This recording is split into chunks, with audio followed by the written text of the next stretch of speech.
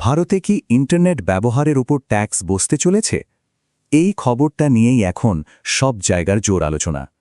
চলুন আজকের এই পর্বে আমরা এই ভাইরাল খবরটার ভেতরটা একটু খুঁটিয়ে দেখি। তো আমরা ঠিক কিভাবে এগোব?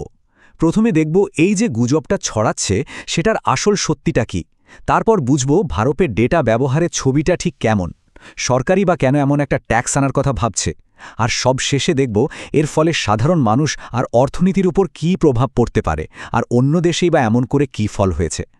তো প্রথম প্রশ্নটাই হলো, এই ভাইরাল গুজবটা ঠিক কি, আসলে কি ঘটছে? এমন একটা খবর খুব ছড়িয়ে পড়েছে যে সরকার নাকি আমরা যে ডেটা ব্যবহার করি তার প্রতি গিগাবাইটের ওপর ট্যাক্স বসানোর কথা ভাবছে। প্রতি জিবি ডেটার জন্য ১ টাকা ট্যাক্স? কথাটা কি সত্যি? চলুন আসল ঘটনাটা কি সেটা একটু দেখে নেওয়া যাক। তাহলে পরিষ্কার করে বলতে গেলে এটা কিন্তু এখনও কোনো আইন হয়ে যায়নি। এটা আসলে একটা পলিসি স্টাডি। সরকার এই মোবাইল ডেটা ট্যাক্সের সম্ভাবনাটা খতিয়ে দেখছে মাত্র। এখনও পর্যন্ত কোনো রেট বা হার ঠিক করা হয়নি। তো খবরটা একেবারে মিথ্যে না হলেও এটা এখনও একটা প্রস্তাবের পর্যায়ে আছে, এর বেশি কিছু না। আচ্ছা, এই ট্যাক্সের কথাটাই বা উঠছে কেন?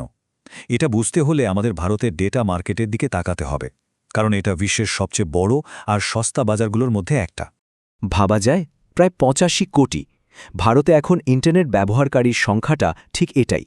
আর এই বিপুল সংখ্যার জন্যই ভারত কিন্তু বিশ্বের সবচেয়ে বড় ডেটা কনজিউমার বা ব্যবহারকারী দেশগুলোর একটা। আর এত ডেটা ব্যবহারের কারণটা কি? কারণটা হলো দাম। দেখুন, ভারতে ১ জিবি ডেটার দাম যেখানে মাত্র ৮ থেকে ১২ টাকা, সেখানে আমেরিকায় সেই একই ডেটার জন্য লাগে প্রায় ৮০০ টাকা। আর এই ডেটা এত সস্তা হওয়ার পেছনে সবচেয়ে বড় কারণ হল ২০১৬ সালে রিলায়েন্স জিওর বাজারে আসা, যা পুরো মার্কেটে একটা বিপ্লব এনে দিয়েছিল। তো এত বড় একটা বাজার, ডেটাও এত সস্তা, তাহলে সরকারের এখন হঠাৎ করে ট্যাক্স বসানোর কথা মাথায় এলো কেন? চলুন সরকারের যুক্তিগুলো একটু শুনে নেওয়া যাক। সরকার মূলত ৩টে কারণ দেখাচ্ছে। প্রথমত, তাদের নতুন আয়ের উৎস দরকার। দ্বিতীয়ত, এত বেশি ডেটা ব্যবহারের ফলে নেটওয়ার্কের ওপর যে অনেক চাপ পড়ছে সেটাকে একটু নিয়ন্ত্রণ করা। আর তৃতীয় এবং সবচেয়ে বড় কারণ হল 5G পরিকাঠামো তৈরির জন্য যে প্রায় ৫ লক্ষ কোটি টাকা দরকার, সেই টাকাটা জোগাড় করতে সাহায্য করা। আর টাকার অঙ্কটা কিন্তু বিশাল।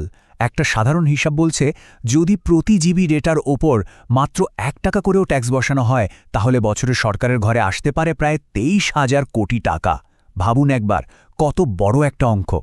কিন্তু এই বিপুল পরিমাণ টাকা তোলার জন্য যে দামটা চুকাতে হবে, সেটা কি খুব বেশি হয়ে যাবে? চলুন দেখি এর ফলে সাধারণ মানুষ আর আমাদের ডিজিটাল অর্থনীতির ওপর কী ধরনের প্রভাব পড়তে পারে। প্রথমেই বলি সাধারণ মানুষের কথা। এর ফলে কি হবে? মোবাইল রিচার্জ আরও দামি হয়ে যাবে, ইউটিউব, নেটফ্লিক্স বা অন্য কোনো স্ট্রিমিং সার্ভিস ব্যবহার করার খরচও বেড়ে যাবে। আর সবচেয়ে বড় চিন্তার বিষয় হলো, এর প্রভাবটা সবচেয়ে বেশি পড়বে গ্রামের আর কম আয়ের মানুষদের ওপর। ফলে ডিজিটাল ইন্ডিয়ার যে স্বপ্ন, সেই পথে এটা একটা বড় বাধা হয়ে দাঁড়াতে পারে। আর শুধু সাধারণ মানুষই নয়, পুরো ডিজিটাল অর্থনীতিটাই কিন্তু ঝুঁকির মুখে পড়বে। স্টার্টআপগুলোর খরচ বাড়বে, কন্টেন্ট ক্রিয়েটরদের ভিউয়ার কমবে, আয়ও কমবে। অনলাইন পড়াশোনা এডটেক, সেটাও ব্যয়বহুল হয়ে উঠবে।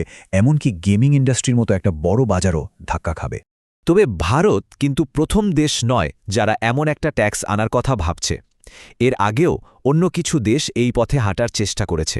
চলুন দেখি তাদের অভিজ্ঞতাটা কেমন ছিল। দেখুন, ২০১৪ সালে হাঙ্গেরিতে সরকার ইন্টারনেট ট্যাক্স আনার প্রস্তাব দিয়েছিল, কিন্তু তার বিরুদ্ধে এত বড় আন্দোলন হয় যে সরকারকে পিছিয়ে আসতে হয়। আবার উগান্ডার কথা ভাবুন, সেখানে হোয়াটসঅ্যাপ, ফেসবুকের মতো সোশ্যাল মিডিয়ার ওপর ট্যাক্স বসানো হয়েছিল। ফল কী হলো? ইন্টারনেট ব্যবহার প্রায় ৩০% কমে গেল। শেষ পর্যন্ত সরকার সেই ট্যাক্স তুলে নিতে বাধ্য হয়। তো এই সব কিছু মিলিয়ে ভারত এখন একটা খুব গুরুত্বপূর্ণ সিদ্ধান্তের দোরগোড়ায় দাঁড়িয়ে আছে। একদিকে উন্নয়ন আর অন্যদিকে রাজস্ব। মূল দ্বিধাটা ঠিক এখানেই।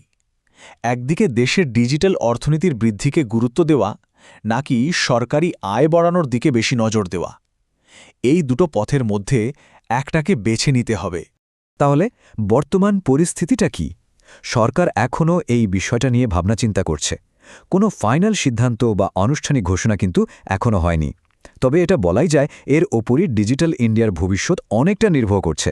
কারণ ভারতের ডিজিটাল অর্থনীতির ভবিষ্যৎ কিন্তু এই একটা সিদ্ধান্তের ওপরেই দাঁড়িয়ে আছে। দেশের অর্থনৈতিক আর সামাজিক উন্নতি কোন দিকে যাবে তা অনেকটাই ঠিক করে দেবে এই সিদ্ধান্ত। তাহলে শেষ প্রশ্নটা এটাই, ভারতের ডিজিটাল ভবিষ্যতের জন্য কোন পথটা ঠিক হবে? কিভাবে একটা ভারসাম্য তৈরি করা সম্ভব যাতে দেশের ডিজিটাল উন্নতিও হয় আবার সবার কাছে তা সহজলভ্যও থাকে? এই প্রশ্নটা নিয়েই আমরা আজকের আলোচনা শেষ করছি।